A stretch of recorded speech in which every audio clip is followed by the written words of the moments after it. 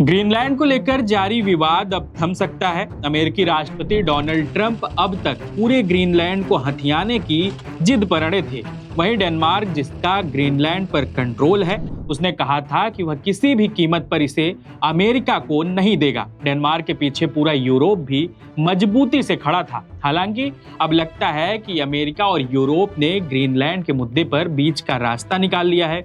अमेरिकी राष्ट्रपति Donald Trump ने गुरुवार 22 जनवरी को घोषणा की कि ग्रीनलैंड पर एक डील का फ्रेमवर्क बना लिया गया है। उन्होंने ट्रुथ सोशल पर पोस्ट करते हुए लिखा, नाटो के सेक्रेटरी जनरल मार्क के साथ मेरी बहुत अच्छी मीटिंग हुई, जिसके आधार पर हमने ग्रीनलैंड और असल में पूरे आर्कटिक क्षेत्र के संबंध में भविष्य की डील का फ्रेमवर्क बनाया।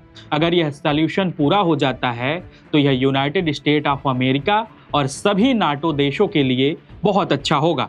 इस समझ के आधार पर मैं उन टैरिफ को लागू नहीं करूंगा जो 1 फरवरी से लागू होने वाले थे। ग्रीनलैंड से संबंधित गोल्डन डोम के बारे में और बातचीत हो रही है। जैसे जैसे बातचीत आगे बढ़ेगी और जानकारी दी जाएगी। वाइस प्रेसिडेंट जेडी वेंस, विदेश मंत्री Marco Rubio, special envoy Steve Witkoff और जरूरत पड़ने पर दूसरे लोग भी बातचीत की जिम्मेदारी संभालेंगे और वो सीधे मुझे रिपोर्ट करेंगे। यानी ट्रंप ने साफ किया कि ग्रीनलैंड पर उनके नाटो के अन्य सदस्यों के साथ कोई आम सहमति बन गई है। हालांकि डील में क्या प्रावधान होंगे, इसकी डिटेल अभी नहीं दी गई है। ट्रंप ने दावोस में वर्ल्ड इकोनॉमिक फोरम के दौरान मीडिया से बात करते हुए इस बारे में कहा कि प्रस्तावित फ्रेमवर्क थोड़ा कॉम्प्लेक्स है।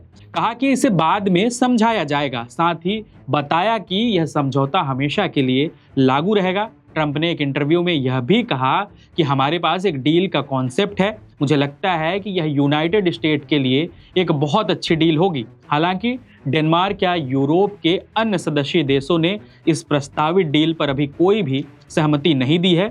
लेकिन डेनमार्क ने ग्रीनलैंड पर कब्जे से पीछे हटने और यूरोप पर लगाए गए टैरिफ को खत्म करने के ट्रंप के फैसले पर खुशी जताई है। डेनमार्क के विदेश मंत्री लॉर्स लोके ने एक बयान जारी करते हुए कहा कि दिन की जितनी अच्छी शुरुआत हुई उससे बेहतर तरीके से खत्म हो रही है। हम इस बात का स्वागत करते हैं कि राष्ट्रपति ट्रंप ने ग्रीनलैंड को जबरदस्ती लेने से मना कर दिया और यूरोप के साथ ट्रेड वॉर रोक दिया है।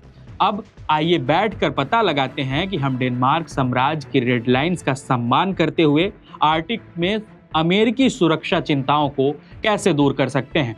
अब आपको डील में क्या है वो भी आपको बता देते हैं। द टेलीग्राफ की एक रिपोर्ट ने राजनयिक सूत्रों के हवाले से बताया कि इस प्रस्तावित डील में क्या क्या समझौते हो सकते हैं। रिपोर्ट के मुताबिक समझौतों के तहत अमेरिका को ग्रीनलैंड में कुछ हिस्सों को उसको मिलिट्री बेस में स्थापित कर देगा।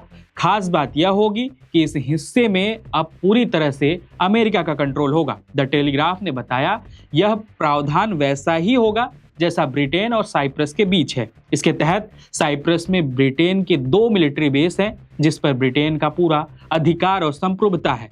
इसी तरह ग्रीनलैंड में जो अमेरिकी बेस होंगे उन्हें अमेरिका क्षेत्र माना जाएगा। टेलीग्राफ के अनुसार इन इलाकों में अमेरिका बिना डेनमार्क की अनुमति के सेना उतार सकेगा, खुफिया जानकारी एकत्र कर सकेगा और अपने सैनिकों को ट्रेनिंग दे सकेगा। आपको बता दें, CBS न्यूज के मुताबिक ग्रीनलैंड पर नए समझौते के तहत अमेरिका को इसका पूरा मालिकाना हक नहीं मिलेगा, बल्कि यह मौजूदा समझौता जो 1951 में किया गया था एक एक्सटेंशन होगा जिससे ग्रीनलैंड की सुरक्षा और बढ़ाई जाएगी। रिपोर्ट में सूत्रों के हवाले से बताया गया कि रूस और चीन को ग्रीनलैंड पर पैर जमाने से रोकने के लिए नाटो ग्रीनलैंड पर अपनी भूमिका बढ़ाएगा। हालांकि यह भी साफ किया गया कि इस तरह के समझौते के लिए अभी भी डेनमार्क और ग्रीनलैंड के साथ अमेरिका को सीधे बातचीत करने की जरूरत होगी। फिलहाल ट्रंप ने नाटो के अधिकारियों के साथ बातचीत कर यह फ्रेमवर्क तैयार किया है।